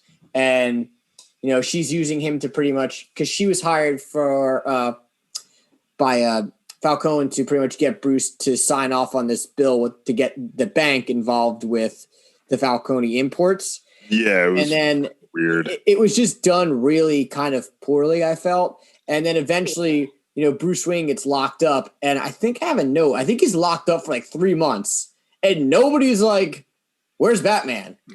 Like, Bruce Wayne's locked up. Batman hasn't showed up in 3 months. Maybe Alfred was just out there, you know, wearing the cowl. Yeah, but that's something that actually happens more often we've talked about before in Batman comics. He just like gets locked up, gets hurt, disappears. Batman no shows. Everyone's like, Batman's gone. Well, Bruce Wayne's also in a hospital with a broken leg, but that's not, you know, that's just ironic.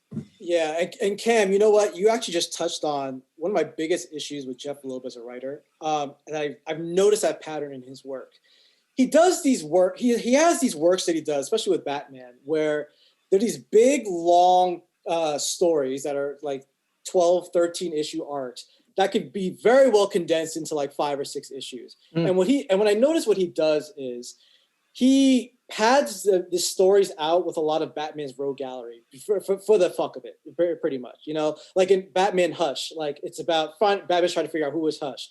But randomly, all of a sudden, Poison Ivy's here. She brainwashed Superman, and now Superman's gonna fight Batman for 2 issues because you know you guys want to see Jim Lee draw Superman versus Batman, right? You know what I'm saying? That's the reason why you did it. You know, so he finds excuses to bring Batman's rogue gallery in and just pad the story out so you could buy more issues and stuff like that. You know, and I'm like, dude, you could have told this story in five issues easily. Like, you drawn out this long, you know, so. But he does that a lot. I've noticed that he does that a lot. He did it with Dark Victory too, which is like the sequel to this. There's another sequel too. It was a Catwoman book. I didn't know about that actually though. Oh really? I didn't know that either. I never read that one. Yeah, but I read Dark. I have Dark Victory actually. I just noticed he does that a lot, and it kind of annoys me. But Jeff Loeb. The thing with Jeff Loeb is he always gets paired with an awesome artist, Jim Lee, Tim Sale, and you're like, all right, well, you know. I'll give it a shot. Yeah. I like seeing Tim Sale draw the Joker and Poison Ivy and all these villains. So fuck it. You know, I'll let it slide.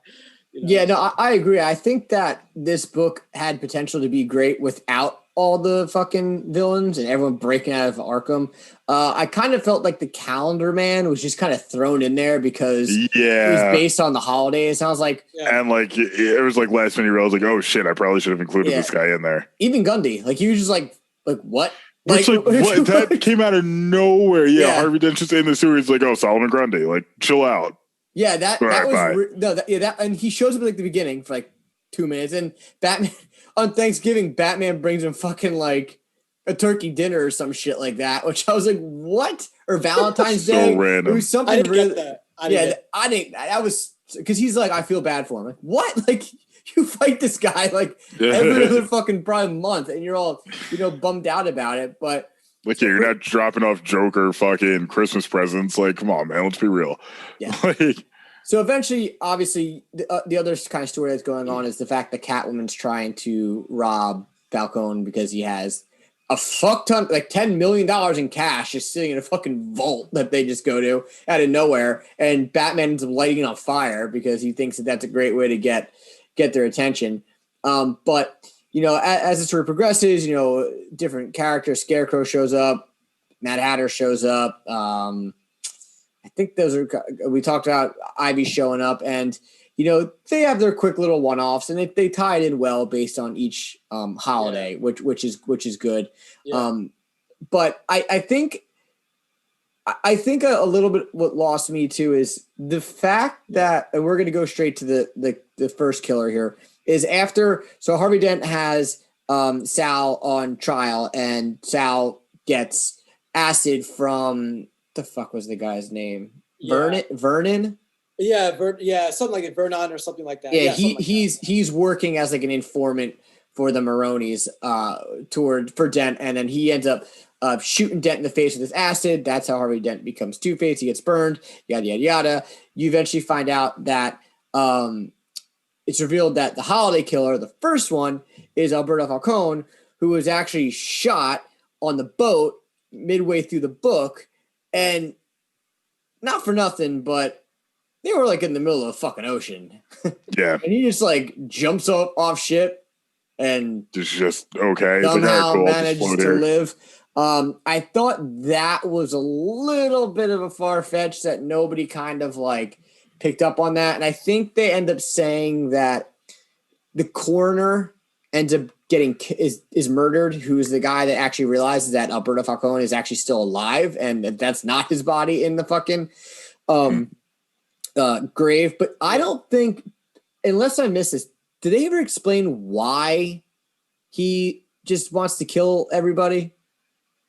No, I don't think so. No, you're not wrong, Cam. It's very ambiguous. It's very kind of like because reasons, because I want to. No, they don't. They don't go very specific in it. You didn't miss it. I was confused by that too. Yeah, and then because that was really left open, and then the big loophole after Harvey Dent goes nuts, he gets all the villains together, and they're all just like, "Hey, what's up, Falcone?" And they kill him. I think they shoot the shit out of him, if I'm correct. Yeah, Harvey does. Yeah, and you find out that Harvey's wife, Gilda, is actually the second holiday killer for whatever reason, because she's that threw me for a loop. Yeah. I was like, whoa, okay. Yeah, it's very I'm trying to look up exactly why he did that. What? The holiday, why he became the holiday killer. Falcone. I'm still looking. Yeah, there's really nothing that explains it. There's nothing that explains why Gilda ends up going AWOL. Like she gives like this weird speech towards the end of the book where like I guess she's like trying to prove that she's like tough or some bullshit, or like she could work just as hard as like Dent does, because Dent just kind of comes and goes, and it's just like it's a stretch, man. And yeah. I mean, I think. Go ahead. Sorry, so one other thing to bring up here. The fact that he was using a baby bottle nipple as a silencer. She was, I think. Makes absolutely zero sense. I think she used the baby bottle nipple. Well, whenever they found like the weapon at the scene of the crime, there was like a ruined baby bottle nipple. Like that wouldn't do anything at all. But here's the other thing too, is in the end of the first issue, they show Harvey Dent in the basement and they show somebody filing the gun in one of the panels, and it looks like his basement. They show him sitting there in the basement. You're gonna tell me he doesn't realize that there's fucking like shavings of a fucking metal all over the place? And where the fuck is she getting 18 million fucking 22 caliber handguns from? The answer, Cam, is Jeff Loeb rewrote this in the middle of publishing. Seriously, like I think that's probably what happened. Yeah, he was just like, fuck, let me rewrite this ending. I mean, I thought that in retrospect to this and Hush, you could say that those are arguably two of the top 5, at least definitely 10 Batman, stories and graphic novels. And I do think that Hush kind of wrapped it up a little better than this did. Cats are getting yelled at. I think that Hush wraps up a little better than this. I think this has a lot of loose ends, and I don't remember much about Dark Victory. It's been a very long time since I read it. I don't think it even wraps up any of the loop ends in this book. So to make a sequel, it's like I can make a sequel and not wrap up all this loose end shit that you have. Hush, I think one of the big things too, not to get too off topic and before we wrap it up here, is they changed Hush in the movie for whatever fucking reason it was. The animated movie. Yeah, that's right. Oh, yeah, I forgot about that. That was weird. I was like, okay, the Riddler. Yeah, that was strange. And I can't think of what, because in the book, spoiler real fast, the book, it's the fucking, not the doctor. What is he, a fucking lawyer? Or is he? No, he's a doctor. No, he's a doctor. He's a doctor. Thomas Elliot, yeah. And then in the book or the movie, he's like, I don't know, he's a doctor that like makes Riddler's face what it was. It was just, I remember watching it, I was like, where is this going? Like this just went way south. The movie, I was disappointed with the movie. I was like, this is a needless change, and I don't really Really? Like, why? Like, it was just totally unnecessary. Yeah. Totally unnecessary. No, and I mean, at least with I will give credit where credit's due. The DC animated universe is obviously way better than the DC, live action stuff.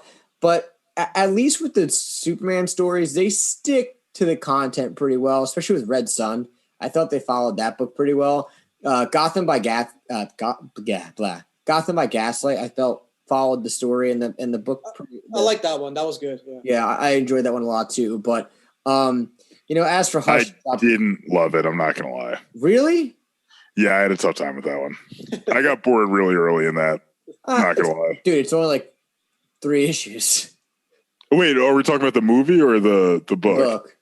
Oh, I didn't read the book. I was talking about the movie. I was just like, I like the movie a lot actually. But going back to The Long Halloween, it's a really good book. Everyone definitely needs to check it out and read it. But I'll argue I actually kind of liked Hush better than Long Halloween, only because I felt like Hush wraps everything up a little more cleaner. I would agree with that. A little more cleaner than this does. But I mean, both books should be read by whoever the fuck reads comics. If you haven't read it, this is a go fucking read it. Yeah, this is definitely GFR on our list. I agree. Cam, can I ask you a question real quick? Yeah. Just on this topic, what's your thoughts on the Dark Knight Returns? Wait, the movie? The Frank Miller book. The book? Yeah. I think it's really good, but I don't think it's as good as everybody claims it to be. I think there's a lot of like weird loopholes in it. I also think it's really strange that he did Dark Knight Returns before year one, which was really mind blowing to me. But it's good. But there's no way it should be like if you look at any comic book list of Batman, it's always like year one's number 1 and Dark Knight Returns is number 2. I squash that. Yeah, I agree with you on that. I agree. 100%. Don't get me wrong. Like you could say like that the top, it's definitely in the top 5. With Hush. I really like Batman Europa. I think that's. I think I've ever read that. That's the one where Joker and Batman both get they both get the same like disease in them, and they have like however long it is to figure out, so they have to work together. Oh, Arkham City. Wow. It's I guess it's close. It's pretty much the same goddamn thing, but it's really good. But no, I don't think Dark Knight Returns. I think Dark Knight Returns gets too much credit. It's kind of like it's like we said before about Black Panther and Wonder Woman. It's like a cultural thing. Yeah, it was something special for it then. Yep. So, but Matt, what the hell are we going to read next week? That's a good question. We're gonna have to figure that out. Kyle, you got a recommendation for us since you're the first ever guest on Yo What Up Comics? Okay. So ideally something relatively quick. Don't give us like a 40 issue thing. Like we're talking like 6 to 12 issues. We did the boys. We did the boys. We're never doing that again. Ooh. We could do the whole. We could do the whole. We could do the whole. Where the fuck is it? Why the Last Man? It's a black books right there. Kyle, please. Why the Last Man is good, but I do not have time for that. And that's long. I mean, that's long. I gave up in the middle of that. Like I was just. And you should have. Well done. The ending was weird. The ending was real fucking weird. Yeah, I agree 100%. Yeah, because they never even really fully explained what happened, if I'm not mistaken. No, he's just like. He's like, there's a clone. There's like 30 of me, and yeah. I got my little monkey still here. My girlfriend, my ex-girlfriend, I've been looking for this entire time is now fucking my sister because they're both lesbians, and the girl that I really like just got shot in the fucking head. Spoilers. There you go. Don't watch the Last Man. Done. We don't even need to cover it anymore. Yeah. I do have a good pick for you guys. I don't know if you guys read it already or talked about it or anything, but it's one I actually read a couple months ago, and I was blown away by it. Doomsday Clock. I don't know if you guys read I have that. Oh, you do? Yes, there's 2 of them. Is that part of Watchmen? Yes and no. Yes. Well, it's Jeff Johns' continuation of Watchmen. Interesting. But in my opinion, I was skeptical about it at first, but he knocked it out of the park. I like actually, in my opinion, I don't know if Cam feels the same way. This is one of the best Jeff Johns things I've ever read. Like he really put a lot into it. Like it's very well written. Better than the time he added more colors to the Green Lantern Corps. Well, I think Doomsday Clock. It leads into something. I think it leads into Dark Knight to Death Metal. Dark Knight Metal. Doesn't it? It leads into something. I think. Well, it opens up a lot of the DC storylines that they're doing now, which I'm not really up on, to be honest. Death Metal sucks. I haven't read it. I heard it. I heard mixed things about it. Yeah, bad. All right, good. You saved me on that. But no, it's just as a story in of itself, as a continuation to Watchmen, because a lot of people will think, oh, that's blasphemous to even continue Watchmen to begin with. They're doing it. They're doing it. I mean, I gotta watch the show. I started the first issue of the first episode of the show the other day, and I'm like, wow. Lit. That show is lit. So I'm gonna pledge to do both. I'm gonna watch the show and I'm gonna read the book for next episode. I'll second that. Fuck my life. Here we go. I'll second that because hey, we read it last week. Rorschach came out. Who knows where the fuck they're gonna go with that? Yeah, I have no clue what's happening there. That's a whole different comic book story, just like Dark Knight's Death Metal, which they like I said, we got the Robin King, which just cost us $40 for that variant cover, but fuck us, whatever. One last time, this is Why Am I Nerd since Yoda Comics, where you can follow us on Instagram, Why Am I Nerd Official, Facebook.com/Why Am I Nerd, and listen to new issues every Tuesday on your favorite podcast service. But before we get into actually saying goodbye, because we were on a rant here, you should have cut me off sooner. My bad. Hold on. I can rewind this whole entire show. You don't have to rewind all of them. Yeah, there we go. Rewind. Okay. So to throw in this week's shenanigans engine is something that I know our special guest is thoroughly annoyed by. We're going to talk about Cyclops' glasses because that does not make sense. The fact that this guy has concussive beams, lasers constantly being shot out of his eyes, which makes sense that you close them, they turn off, but red glasses. And I won't even argue the fact that maybe his brain still thinks it's shooting lasers, so it stops shooting lasers. We can even say that. Who the fuck figured that out? Professor X was like, hold on, Gene. Perhaps if we put these red spectacles on young Scott, maybe that'll stop his laser beams from shooting out of his eyes all fucking constantly. Bullshit. You didn't figure that out. And Professor X and Emma Frost and I think Jean Grey have all shown the ability at one point to give him the power to turn it on and off in his brain. So just let him keep that. Why the fuck? Just go into his brain and let him keep that. Why would he argue with it? No, I want to master it myself. You can't. You could fucking sneeze and blow up the fucking building. Get out of here. It's he's the bitchiest fucking X-Men character. Imagine waking up from a nightmare as Cyclops. Where it's the alarm goes off for now. It's like, you killed 14 people. Yep, that would suck. That would really suck. I'd hate being Cyclops, quite honestly. Cyclops sucks. He does get to bang some pretty hot chicks, but yeah, outside of that, somehow, yes. Yeah, which then they all look the same because they're all through literally rose-tinted glasses. He doesn't know what they look like. Wow, that's so fucked up. Is it? I'm saying he's got the rose-tinted glasses. That's fucked up. That's good. He's not blind. I think he was blind. It's you never heard the phrase "he sees the world through rose-tinted glasses." So is he blind? He's not blind. Kind of blind. He's not blind. He's limited. Sort of blind. He's definitely limited. He doesn't have full peripheral vision, I would think, with those fucking Geordie LaForge from Star Trek glasses on. I don't know. Whatever. Fuck Cyclops. The league is a bitch. I was always going to say we should read Joss Whedon's run on Astonishing X-Men next, but maybe we'll save that for another week. We could also read Ultimatum, or what the fuck it was called.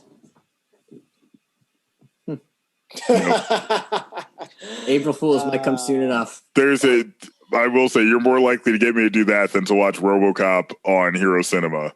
It's gonna get picked, and we all have an Audible. I'm gonna Audible the fuck out of that. You can't Audible if I Audible it. What?